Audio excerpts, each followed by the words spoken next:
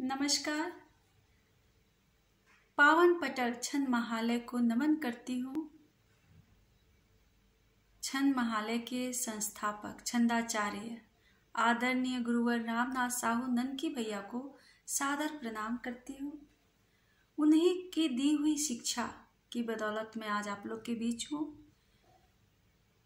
जैसा कि आप लोग की इच्छा थी, आप लोगों के ही कहने पर, कि दोहा क्या है, कैसे हम शुद्ध दोहा अपनी लेखनी से लिख पाए, तो यही सब चीज़ों को जानकारी देने के लिए छंद महालय यह तय किया कि आप लोगों के बीच वीडियो के रूप में हम लोग एक पाठशाला को दें, जिसमें छंदों का ज्ञान, उसका विधान, ये सब आप लोगों के बीच आए।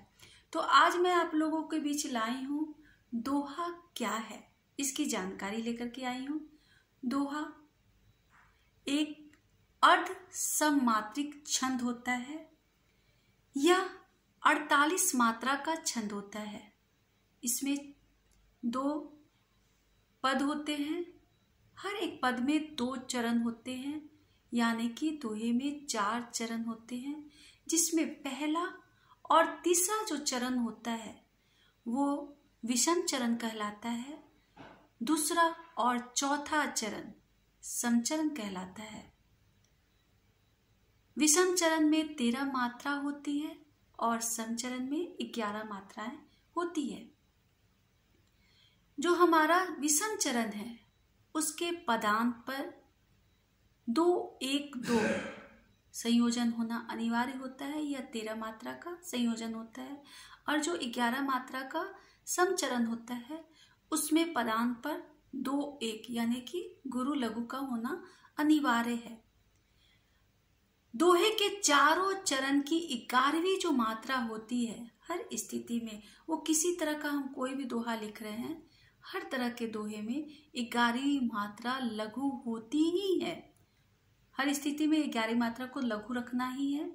साथ ही साथ दोहा एक ऐसा सुंदर विधान है जिसमें जब हम उस पर रचना को लिखना शुरू करते हैं तो कुछ न कुछ ज्ञान के साथ अगर देते हैं, पहले पंक्ति में, पहले चरण में कुछ अपने भाव उसको देते हैं, तुलनात्मक तुलना भी करते हैं, साथ में उससे शिक्षा क्या मिलती है, हम समाज को क्या संदेश देते हैं, वो उसमें जरूर होना चाहिए। क्योंकि ये सिर्फ 4 चरण का होता है, एक छोटी हमारी रचना, और बहुत सारा ज्ञान उसमें भरा रहता है। जैसे गागर में सागर वाली बात दोहा के लिए चरितार्थ होती है। तो जब भी दोहा की सृजना करें तो उसमें कुछ ज्ञान जरूर समाहित करें। चलिए हम लोग जाने कि दोहा का यह जो चरण होता है, समचरण और विषम चरण, इसके लिए कौन सा संयोजन रखेंगे कि वो शुद्ध हो, कहीं गलती ना हो, कहीं कल दोष नहीं हो, उसकी गैता बनी रहे। इसके लिए बहुत ही सरल और सुंदर सूत्र होता है। 2 तरीके के संयोजन होते हैं। एक होता है संकल संयोजन। संकल संयोजन में हम लोग का सूत्र जो है वो है चौकल घन चौकल, यानी कि 4 जोड़ 4, फिर पदांत पर 2-1-2, 13 मात्रा हुई। इसका जो समचरण होता है उसमें इसका संयोजन रहता है 4 जोड़ 4 जोड़ 2-1, 11 मात्रा। फिर हम लोग आते हैं विषमकल संयोजन में। विषमकल संयोजन में हमारा जो सूत्र होता है उसमें आप देखेंगे 3 जोड़ 3, यानी कि त्रिकल जोड़ त्रिकल, फिर जोड़ 2, फिर जोड़, फिर आपका 2-1, यानी कि त्रिकल घन त्रिकल घन द्विकल घन द्विकल घन एकल। ये हमारा विषमकल संयोजन का संयोजन होता है। इस संयोजन में हम अपनी रचना को अगर फिट बैठाते हैं तो हमारी रचना शुद्ध होती है। तो हम लोग एक दोहा को मैं उठाती हूँ, उसको देखिएगा और मैं उसके विषय में बताऊंगी। देखिए, जैसे एक दोहा मैं रखती हूँ, करनी अच्छी लाइए। करनी हमारा चौकल हुआ, अच्छी चौकल, लाइए, लाइए में ला दो मात्रा, ई एक और ए एक दो मात्रा, तो हमारा हो गया चौकल चौकल दो एक दो।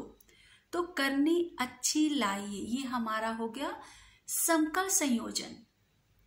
और करनी का ही मोल, यहां पे भी आप देख रहे हैं करनी चौकल, का द्विकल, ही द्विकल, फिर मोल दो एक, ये हमारा हो गया समकल संयोजन का समचरण।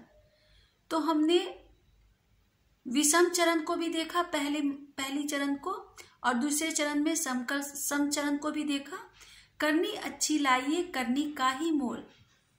तीसरे चरण में आते हैं, करनी से ही मिल रहा यहाँ जीव का खोल।